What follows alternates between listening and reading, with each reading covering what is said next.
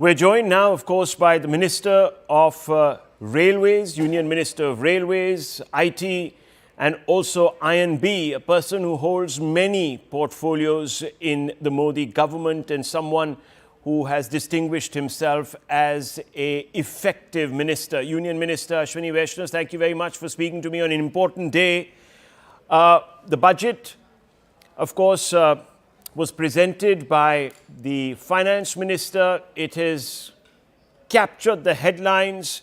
I'll come to the reason why it's captured the headlines, but first your assessment on whether the budget's recommendations, whether the budget itself has in some ways mirrored the recommendations of the Eco Survey, which was a very frank document. In fact, quite frank, we said it cannot be business as usual. So have we seen this budget now breaking away from business as usual? Absolutely. If you look at the reforms done in the last 10 years, there has been a significant wave of reforms, and that has really helped the economy come to such a level that we are at today. And the Eco Survey presented some very good thoughts on, very good data on what is the cost of regulation, how we should be looking at nuts and bolts, how we should be looking at those small irritants which have to be removed. And I am thankful to Honorable Finance Minister that in her budget speech today, she has mentioned removal of so many regulations, and she has actually mentioned that we should do away with the mindset of the past, which was based on a very kind of, we should change the mindset to trust based rather than having a mindset which is punishment based. So this is a big change, and our Honorable Prime Minister and Honorable Finance Minister deserve huge kudos for bringing this dream budget. So could you elaborate on some of these measures that you are speaking about that will help to deregulate the economy? I'll specifically give some examples. In the electronics manufacturing sector, we have about $110 billion worth electronics manufacturing today. We are manufacturing PCs, servers, laptops, mobile phones, medical electronics. Now in this sector, the component ecosystem is what we are aiming as the next step. For the component ecosystem, we needed a lot of simplification in the customs structure, in the number of slabs, so that the classification does not create problems. We needed simplification in the way permanent establishment is defined. We needed simplification in the way warehousing is done. And I am so grateful to the Honorable Finance Minister. She has actually considered all these inputs, and the reforms have been announced today. So that kind of approach, where we go sector by sector, product by product, look at what is actually required, and then do the simplification actions which are required for that particular sector or for that particular product line. Well, many people are saying that a lot of the deregulation work has been left to a committee. The problem is well known. The committee now will sort of sit and look over what needs to be further done. Could this not have been sort of predated to today itself? Well, it is a continuous process. We have seen so many such cases. For example, in case of telecom, I am sure you know that there used to be a series of requirements, permissions which were required for setting up a tower.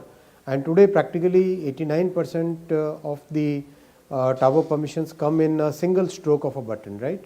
Same is the case in case of setting up cargo terminals connecting with railways, right? It used to take many years. Now you can complete the entire project from permission to commissioning within a few months. So those kind of simplifications are continuous, and the mechanism which gets created so that any sector which requires those simplifications to be done, they come to a particular mechanism. That's a very good mechanism. I think that is the way it should be, so that it is a very harmonious and a proper system by which the reforms can be done continuously. Mr. Vaishnaw, what do you think on a priority this committee must look into? What are some of the more trickier regulations that serve as a disincentive to investment, to business entrepreneurship? Listen, there is a very positive environment about business entrepreneurship, about investments in our country. People look at India as a trusted country. We respect IP rights, we have a lot of talent, and now we need to work out issues related to land acquisition, issues related to permissions, issues related to very small things which are crucial in that one day that a person saves while setting up a factory, that 1 week that is required which can be saved by making the permissions online. Those are the kinds of nuts and bolts which are required, and every sector will have different things. There is no one brush which paints all. We'll have to really work sector by sector, product by product to get the things done, and we have demonstrated in so many different sectors, and that can be done even now. So I'm glad actually that you have touched upon some of this, because there is a feeling, and I've been speaking to a couple of experts, and they sort of talk about the lukewarm response, let's say, of the stock markets, for example, and they say that, reform glide path could have been enunciated more clearly. For example, the question of notifying the labor laws that are hanging fire now for quite a considerable amount of time, as you know, simplifying land acquisition laws, dispute resolution is something else that could perhaps have been pushed through in this particular budget. How do you respond to this sort of criticism that is coming through, above and above, of course, the tax reform, which is now set to be really the game changer, but this other stuff that could have really pushed us closer to the 8% glide path also? We have created many examples. If you look at, let's say, the telecom law as well as the data protection law, there are so many mechanisms which have got created which are really appreciated by the investors. For example, there is a construct of voluntary undertaking. If a law or a rule has been somehow got violated, then the firm has a chance, should have an option to go to the authorities and say, okay, I made this mistake, here is what I am going to do to rectify it, and both of them can agree on some sort of penalty and then move forward. So those kind of mechanisms have been created and demonstrated. We have the entire Bharatiya Nyaya Sanhita, which is built on trust, which is built on justice, right? That is a very big reform which is already in front of us. So we have those mechanisms now which can now be replicated across different sectors. How do you see these tax breaks? Do you think they will actualize consumption, and if so, how? See, if you look at all the engines of our economy, investment is already, public investment holding steady, 11,20,000 crore rupees is huge, humongous. That investment is there, deregulation drive is already on, manufacturing focus, which is a very big lever for driving our economy, that is there, housing is picking up. I'm sure with this kind of tax break, the entire middle class, and it's a large number, it's a very large number, and the new middle class again is very large. So in such circumstances, the extra savings which will get funnelized, which will get channelized into either investment or consumption, both will be useful for the economy. Each and every household will have something surplus left. EMIs can be paid with more comfort, better education facilities, better healthcare, better amenities at home. All that has become possible because of this 12 lakh rupees annual income being exempted from income tax. It's a very big move, and I thank Honorable Prime Minister and Honorable Finance Minister for this. It's a really big move. So if the benefits were so obvious, Mr. Vaishnaw, why has it taken this long for this particular major tax policy announcement, these cuts, to come from the government? This criticism of the Modi government as not having sort of courted the middle class, so to speak, has been going on for the last couple of years, as you yourself know.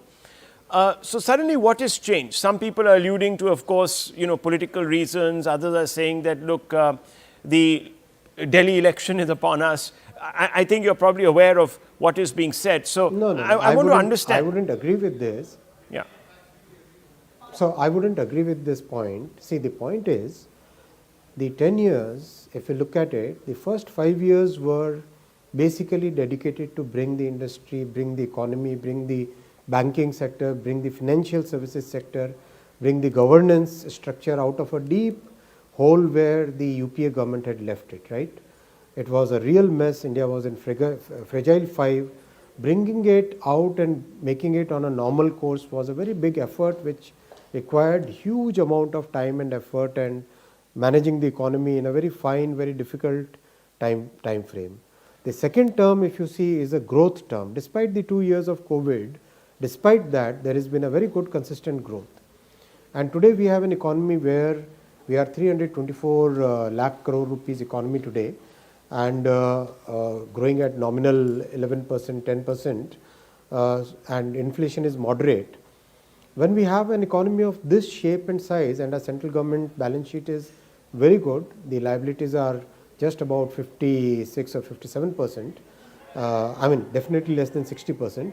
So with that kind of healthy balance sheet, that kind of work which has been done in the past, if you look at the complete macro picture, this macro picture presents us opportunities where we can keep the fiscal deficit under control and we can pass on lots of benefits to the people. So that kind of thing is possible only after sustained work that needs to be done on an economy. Then only such circumstances can be arrived at. And this has definitely taken time because it requires that kind of effort. The economy was in such a bad shape. So that's why if you look at the global scenario today, most of the countries are running fiscal deficits of 5, 6, 5.5%. And these are large economies, right? And we are today able to give tax breaks, manage to keep our investment program steady, and simultaneously maintain a good healthy fiscal condition. So that's the scenario. It's like what we call the Goldilocks moment. So that kind of situation we have. Our Prime Minister's economic thinking. He has a very good economic thinking. If you look at it, let's say immediately after COVID. After COVID, when the entire world was sending out checks, our Prime Minister decided to focus on maintaining the long-term health of the economy by focusing on investment. Imagine the Nobel laureates who were putting the pressure on us to do helicopter money, right? That kind of approach was there. But our Prime Minister used his economic thinking and his economic point of view, and by that he brought our economy to such a healthy state where today the entire world is admiring his thinking. Well, thank you, Mr. Vaishnaw. Thank you very much for sparing this time and giving us these insights. It's been a pleasure speaking to you. Let me hand us all back to my colleague. Thank you so much for that.